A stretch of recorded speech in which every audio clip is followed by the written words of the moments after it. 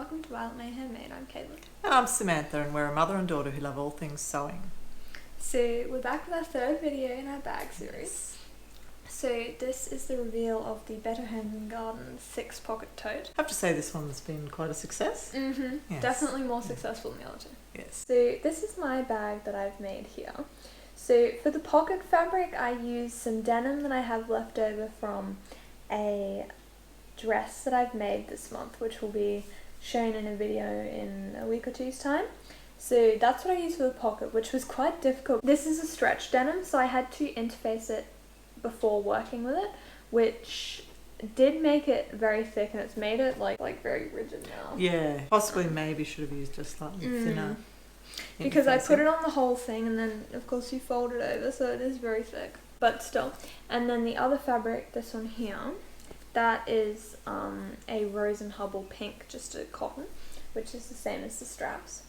So originally this has no closure, but I decided to put 2 snaps on it because I just thought it would be nice, because I'm planning on using it as sort of like a handbag, and I just thought it would be nice rather than just having it open. Yeah, it's a little bit open, isn't it? Yeah.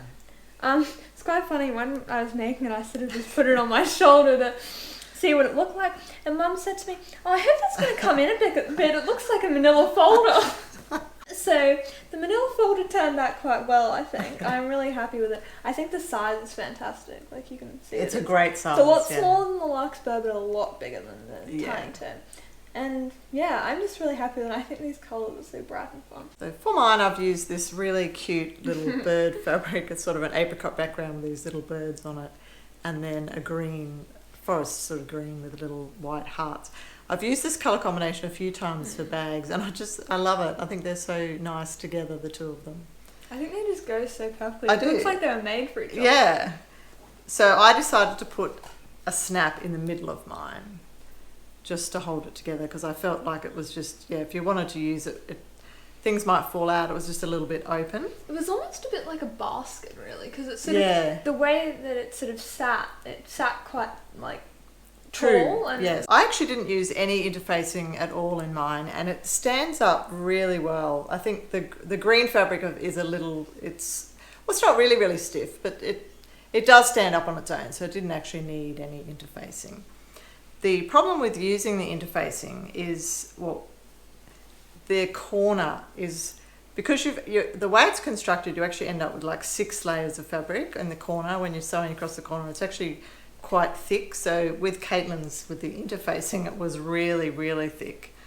So you need to just be a bit mindful of whether you want to use interfacing or not. The construction of this bag is very clever.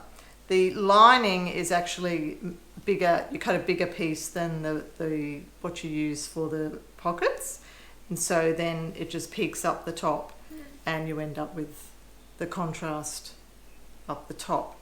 The pattern doesn't do any top stitching, but I did top stitching along the top of the pockets and along the top of the bag as well, because I just thought that it finished it off just a little bit nicer than leaving it plain. With the construction of this one, you actually end up with the 2, it runs parallel on the bottom, which I do like the look of better than the one we made last time. And the handles actually make the 3 pockets.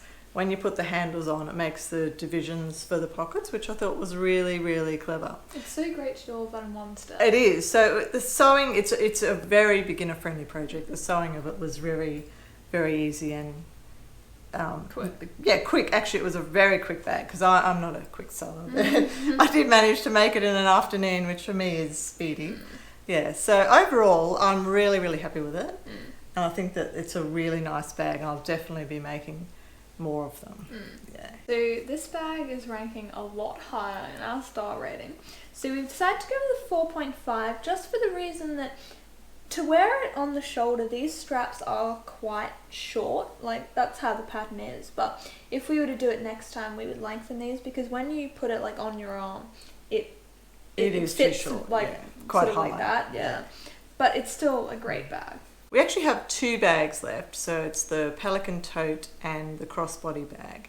Normally we draw out which one we're going to make next, but we had a look this morning and we don't actually have the hardware for the crossbody bag, and we'll have to order some. So we've decided that we will just make the Pelican tote next, and then we'll make the crossbody bag our last bag, because we were just worried that maybe we wouldn't get the hardware in time and it would be a bit stressful. So our bag number 4 is going to be the Pelican tote.